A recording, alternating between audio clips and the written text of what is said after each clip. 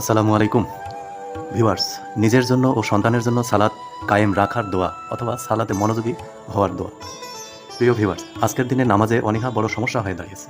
যেমন কেউ একদিন নামাজ পড়তে চায়, আবার আরেকদিন পড়তে চায় না।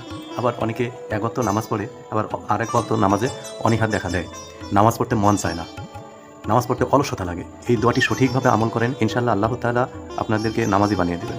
5 ওয়াক্ত নামাজের মুসলমানের জন্য ফরজ করা হয়েছে। প্রত্যেক ওয়াক্ত নামাজেরই আলাদা আলাদা ফজিলত রয়েছে, তাই প্রতি ওয়াক্ত নামাজই অনেক গুরুত্বপূর্ণ। যখন আপনার মধ্যে নামাজের জন্য অনীহা দেখা দিবে, তখন 7 আস্তাগফিরুল্লাহ পড়বেন। তারপর এই দোয়াটি পড়তেই থাকবেন এবং নিজের নফসের বিরুদ্ধে গিয়ে যখন কষ্ট করে নামাজ আদায় করে নেবেন, তখন দেখবেন আপনার মনের মধ্যে এক অনাবিল সুখ অনুভব করবেন ইনশাআল্লাহ। দোয়াটি হলো রব্বিস আলনি মুকিমাস সালাতি ওয়া মিন যুররিয়াতি রাব্বানা ওয়া তাকাব্বাল দুয়া। নামাজের পর মোনাজাতেও এই দোয়াটি বেশি বেশি পাঠ করবেন। ইনশাআল্লাহ নামাজের প্রতি